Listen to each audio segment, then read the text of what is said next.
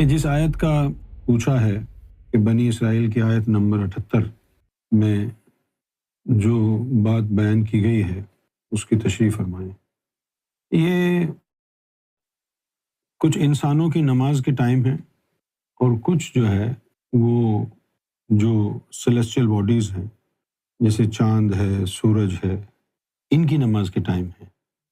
خاص طور پر یہ جو لفظ اس میں آیا ہے وہ قرآن الفجر، تو مولویوں نے تو اس کا بیڑا غرق کر دیا۔ قرآن الفجر کا کیا معنی ہے انہوں نے نکالا ہے۔ پھر اس کے بعد اللہ تعالیٰ نے فرمایا ان قرآن الفجر کان مشہودا، اس کے معنی کچھ اور ہیں، تو ابھی یہ بیان کرنے والے ہیں نہیں۔ جب اس کا وقت آئے گا تو پھر ہم بتائیں گے کہ فجر والا قرآن کون سا ہے، قرآن الفجر۔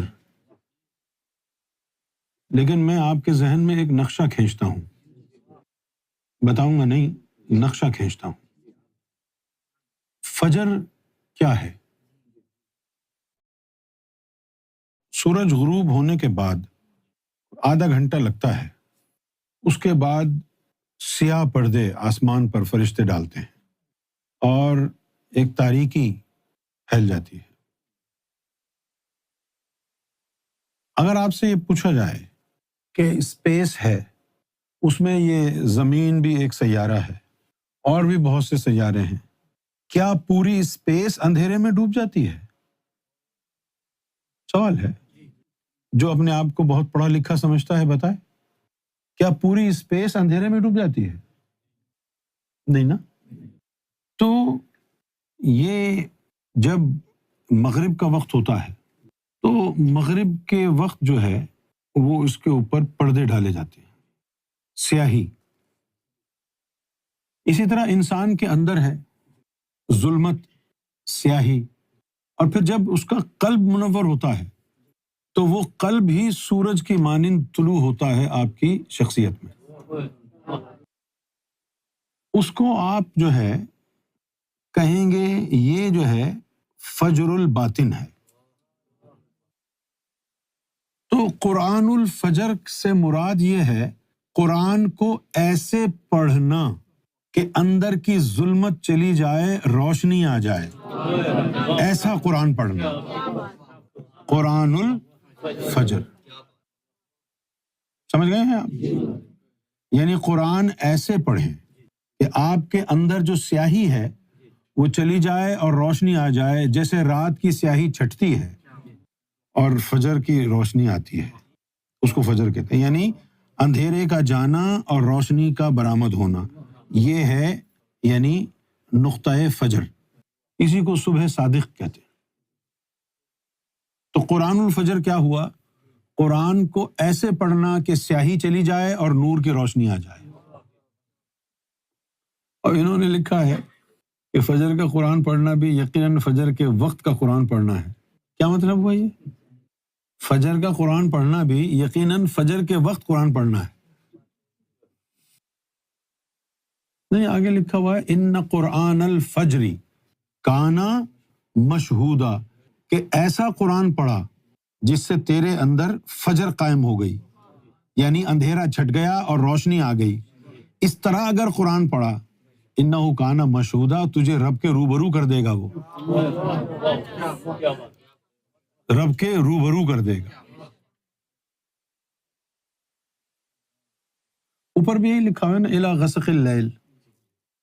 اب دیکھو اگر یہ نماز کی طرف لے جائیں تو لکھا ہوا ہے نماز کو قائم کریں آفتاب کے ڈھلنے سے لے کر رات کی تاریکی تک۔ جیسے سورج ڈھلا اس وقت سے نماز شروع کریں اور رات کی تاریکی تک، تو بہت لمبا عرصہ ہو گیا۔ ایسی کون سی نماز ہے جو اتنے گھنٹے تک ہوتی ہے؟ اس کا یہ مطلب نہیں ہے جو انہوں نے بنایا ہوا ہے نا۔ اب دیکھو آگے کیا لکھا ہوا ہے، آپ سورج ڈھلنے سے لے کر رات کی تاریکی تک ظہر، عصر، مغرب، عشاء کی نماز کب پڑھیں۔ یہ ظہر، عصر، مغرب، عشاء یہ لفظ قرآن کی آیت میں کہاں ہے؟ دیکھو قرآن کی آیت میں تو یہ لفظ ہے ہی نہیں کہ ظہر، عصر، مغرب اور عشاء کی نماز قائم فرمائیں۔ یہ تو تم نے کہا ہے۔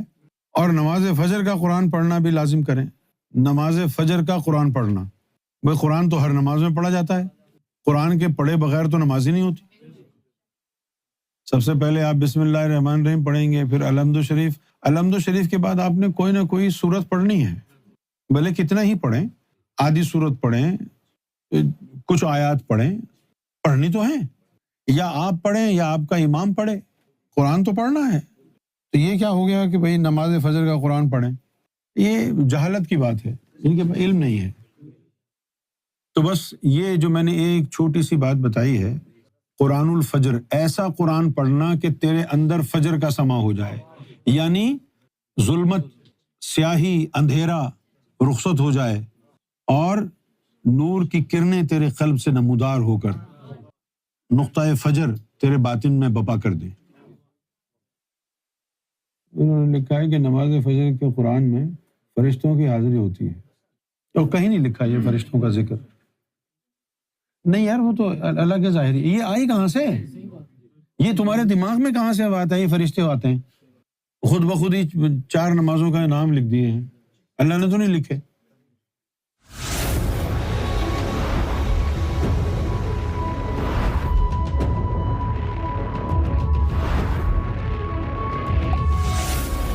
Amra TV, the place to connect with God.